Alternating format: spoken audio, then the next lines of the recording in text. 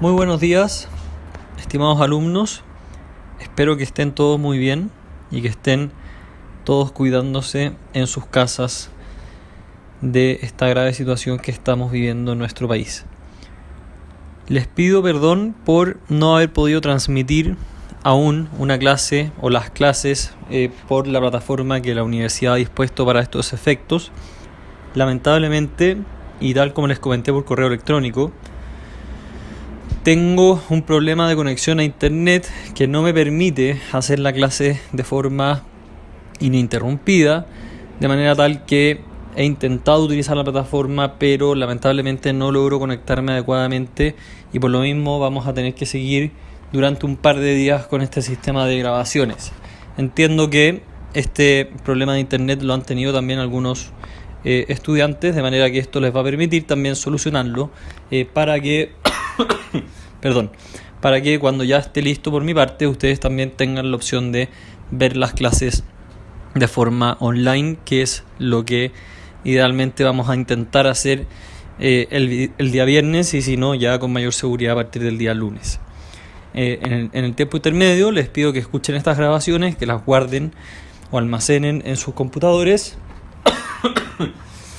Perdón, estoy muy resfriado, ¿ya? Así que las clases lamentablemente van a estar interrumpidas por este tipo de cosas. Pero bueno, sigamos. Entonces les pido que por favor guarden estas grabaciones, ¿cierto?, en su computador y tomen los apuntes, y así todos se pueden ir poniendo al día con las clases y ir actualizando en la materia, que este semestre, como todos saben ustedes, va a ser especialmente difícil para todos, ¿cierto? Según esta modalidad que tenemos que seguir, que no sabemos cuánto tiempo más va a durar, pero seguramente se prolongue por un par de meses más al menos. Muy bien, dicho eso, y esperando que todos ustedes estén muy bien, continuemos con nuestra materia. Me interesa mucho que siempre estemos ubicados en la materia, especialmente en estos momentos en que no puedo estar con ustedes y no puedo utilizar la pizarra que normalmente utilizaría para dibujarles, ¿cierto?, una especie de mapa o mono que indicarían dónde estamos, pero sí pueden hacerlo ustedes en la medida que yo voy hablando.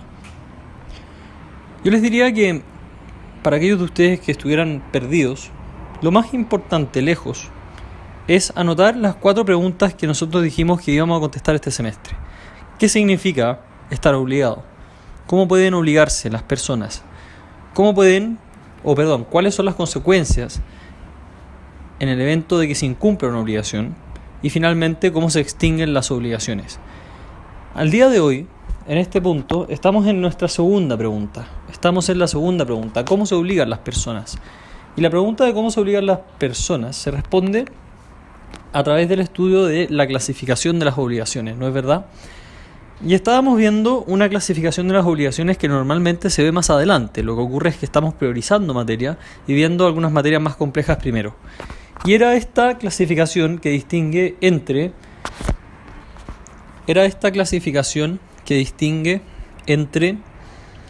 las obligaciones con unidad de sujeto y las obligaciones con pluralidad de sujeto. Y dentro de las obligaciones con pluralidad de sujeto estábamos viendo las obligaciones solidarias. La solidaridad. Y recuerden ustedes que la solidaridad, si hay algo que hay que entender en un comienzo, es que la solidaridad es algo excepcional, que no se presume, que no es de común ocurrencia, que normalmente las personas no están obligadas solidariamente. ¿Por qué? Porque recuerden ustedes que la solidaridad como modalidad, ¿cierto?, tiene una gran ventaja, un gran beneficio, es sumamente relevante desde el punto de vista del acreedor. Y en ese sentido, la solidaridad pasiva es la que más nos interesa. ¿Por qué? Porque el acreedor va a poder perseguir el total de la obligación, el total de la deuda, respecto de cualquiera de los deudores. Y cualquiera de los deudores va a estar obligado a su turno a pagar o a cumplir con el total de la obligación, sin que pueda así excusarse, ¿cierto?, señalando de que existen otros deudores. Recuerden el ejemplo de Juan y María. Cuando ambos sean obligados solidariamente, no puede Juan excusarse de pagar los 2.000 pesos que debe, señalando que María también se obligó. Una cosa es la relación, y lo vamos a ver, pero ya es importante empezar a entenderlo desde ya. Una cosa es la relación que existe entre el acreedor y los deudores, ¿cierto? Cualquiera de ustedes son los acreedores de Juan y María. Y otra cosa muy distinta es la relación que existe entre los deudores, entre Juan y María. Lo voy a repetir. Imaginen que cualquiera de ustedes le prestó 2.000 pesos a Juan y a María. Acá uno puede dibujar dos flechas o dos relaciones. La primera es entre cualquiera de ustedes y los deudores, ¿cierto? Entre Juan y María. Ahí ya hay un primer vínculo.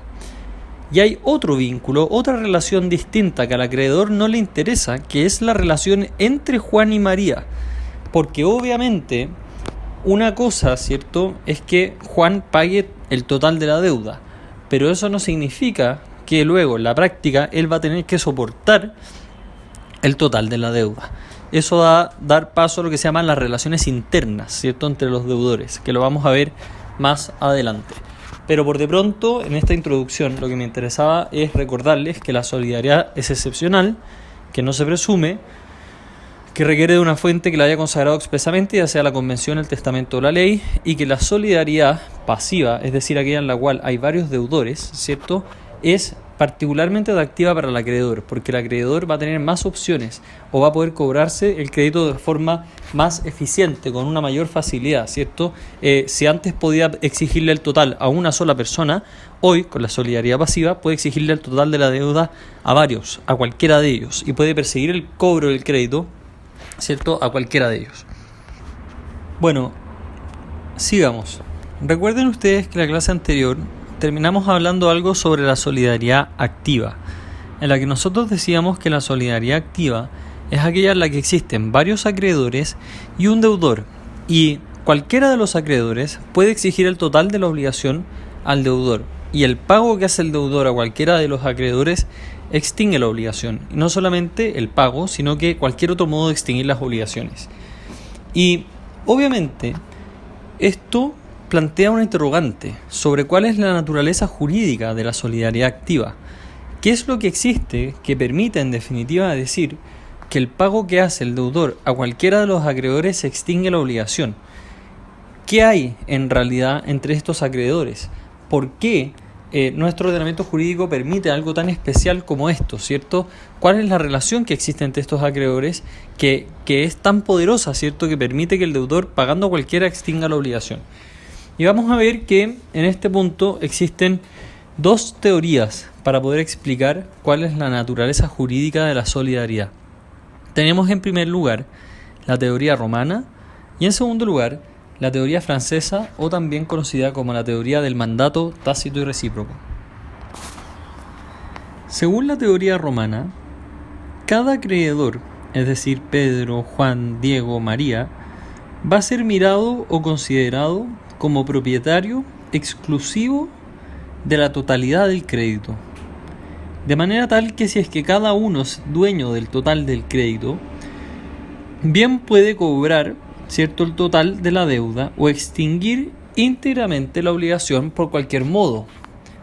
Es lógico, ¿cierto? O sea, si nosotros llegamos a decir que cualquiera de los acreedores es el dueño, ¿cierto?, total y absoluto del crédito, en esa misma calidad, su calidad de dueño total absoluto del crédito, él puede, ¿cierto?, cobrar el total de la obligación y extinguirla totalmente una vez que ha sido pagada. Mientras que la teoría francesa o del mandato tácito recíproco parte de una base distinta. La teoría francesa o del mandato tácito recíproco parte de la base de que existe precisamente un mandato tácito y recíproco entre los acreedores. ¿Y por qué? Porque cada acreedor vendría siendo el dueño de su cuota en el crédito, el dueño de la cuota en la obligación.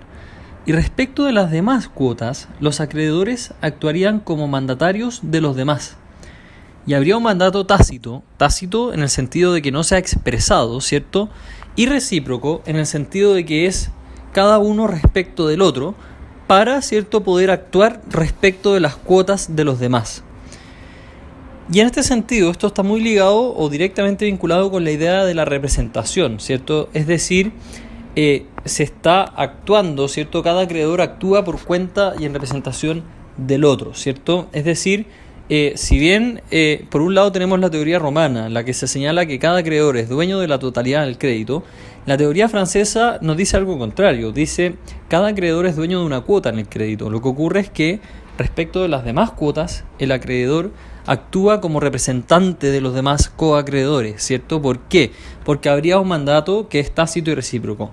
Tácito porque no ha sido expresado y recíproco porque es uno respecto del otro, ¿cierto? Y ahí va envuelta la idea de la representación. Y la verdad es que seguir la teoría romana o seguir la teoría francesa no es indiferente o trae consecuencias que son distintas para cada caso. Porque si nosotros señalamos que el acreedor es dueño absoluto de su crédito, siguiendo la teoría romana, el acreedor no solamente puede cobrar la deuda, sino que también, como siendo dueño del crédito de la deuda, puede perdonarla, por ejemplo.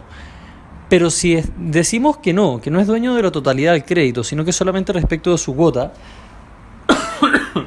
mal podría el acreedor, por ejemplo, perdonar la deuda, ¿cierto? ¿En qué sentido? En el sentido de que, naturalmente, si uno de los acreedores le encarga a través de un mandato tácito recíproco al otro gestionar su cuota, obviamente en ese encargo no iría envuelta la facultad de perdonar la deuda, ¿cierto? Mal podría yo perdonar una deuda, ¿cierto? Que no me corresponde a mí perdonar, ¿cierto? Yo no podría suponer que hay un mandato tácito recíproco para poder perdonarla. Entonces, ¿en qué estamos? Para que no se pierdan. Estamos viendo la solidaridad activa y estamos viendo o discutiendo cuál es la naturaleza jurídica de la solidaridad, ¿cierto? De la solidaridad, ya sea como de la solidaridad activa, ¿cierto?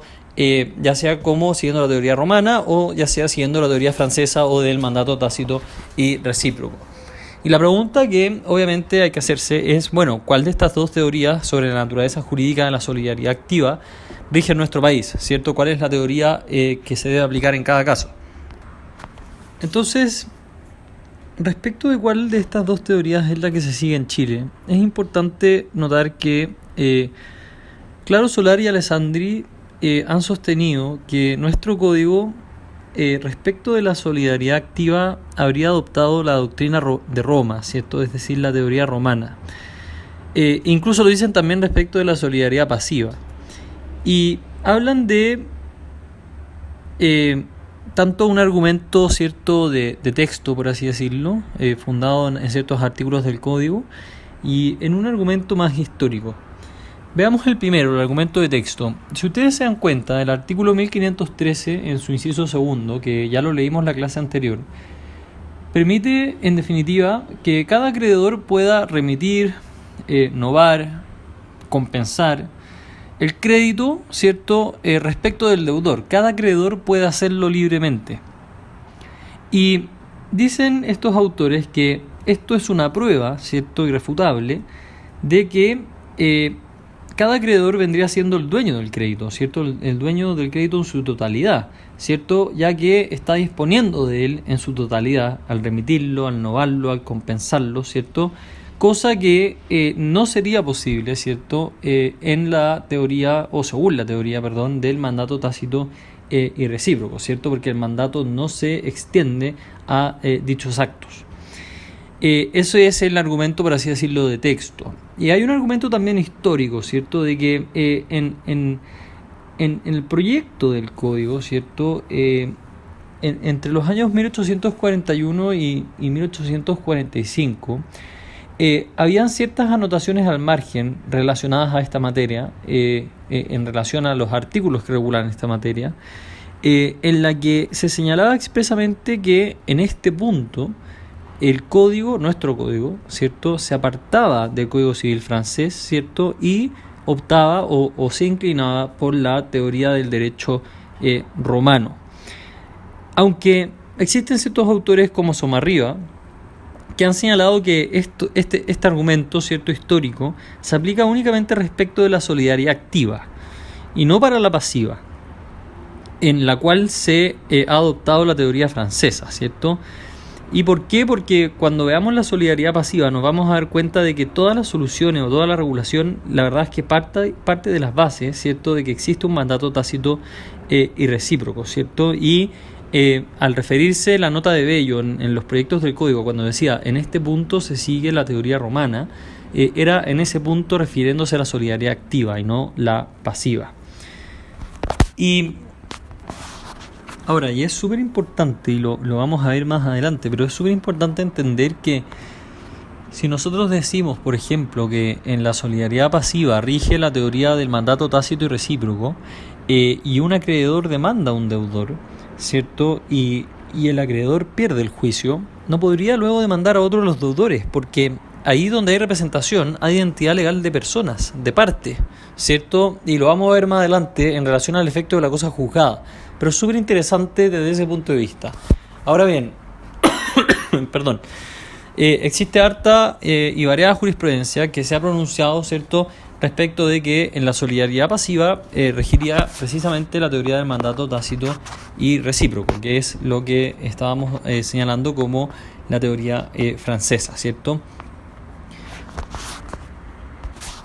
Es importante y ya pasando por alto, ¿cierto?, la discusión de cuál es la naturaleza jurídica de la solidaridad activa, ya sea por la teoría romana o la francesa.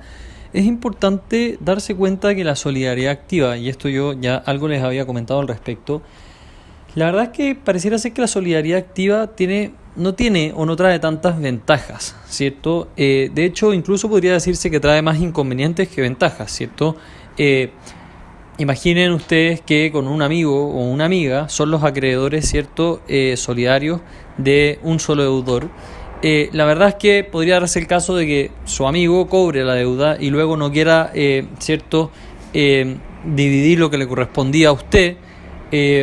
Podría darse el caso de que su amigo cobre la deuda, ¿cierto?, al deudor, ¿cierto?, y que finalmente su amigo incurra, por ejemplo, en un estado grave de insolvencia o de quiebra, y en ese caso nuevamente sería una complicación.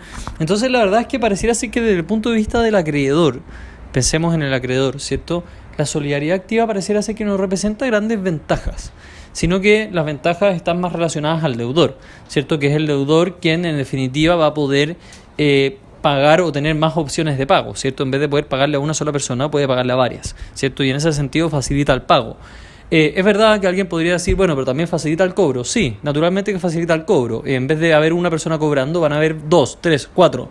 Pero luego eso implica que vamos a tener que dar paso a una serie de relaciones internas entre los acreedores que eventualmente podrían llegar a ser conflictivas, ¿cierto? Entonces, en ese sentido, la verdad es que la solidaridad activa es, a juicio personal, una ventaja que está más pensada para el deudor que para los acreedores, ¿cierto?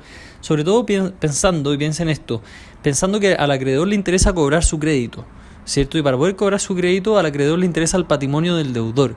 Y lo que quiere es que el patrimonio del deudor sea fuerte. Y si no es fuerte, entonces quiere poder cobrarle a alguien más, ¿cierto? Y para poder cobrarle a alguien más necesito solidaridad pasiva, no solidaridad activa. ¿Se entiende el razonamiento? O sea, piensen siempre, y por eso yo les digo siempre que el derecho civil es muy lógico. Piensen que desde un punto de vista lógico, ¿qué es lo que quiere el acreedor? El acreedor lo que quiere es que le paguen, ¿cierto? Y la verdad es que con la solidaridad activa, esa ventaja, ese mayor beneficio de que esa seguridad de que me van a pagar sí o sí, la verdad es que parece no estar en la solidaridad activa. O sea, no porque haya más acreedores yo me voy a asegurar que me vayan a pagar, ¿cierto? Usted puede asegurarse que habiendo más acreedores, bueno, más personas van a intentar el cobro, eso sí, pero eso no quiere decir que sus posibilidades de éxito sean mayores. ¿Se entiende la diferencia? Porque esas posibilidades de éxito van a ser mayores cuando yo tengo más deudores, ¿cierto? Y eso me lleva necesariamente a la solidaridad pasiva y no a la solidaridad activa. Ahora, veamos algo o veamos derechamente cuáles son los efectos de la solidaridad activa. Cuando uno estudia la solidaridad y los efectos de la solidaridad, tanto en la activa como en la pasiva, lo primero que uno tiene que ver es las relaciones que hay. Y siempre van a existir relaciones internas y relaciones externas. Relaciones internas y relaciones externas. En el caso de la solidaridad activa, las relaciones externas son las relaciones que existen entre los distintos acreedores y el deudor, ¿cierto? Si ustedes dibujan en el lado izquierdo de los apuntes, por ejemplo, 3 letras A, acreedor, acreedor, acreedor, y a la derecha una letra D, ¿cierto? Las relaciones externas son las que unen entre esas 3 letras A y la letra D, ¿cierto? Que se unen como una especie de arco de flecha, ¿cierto?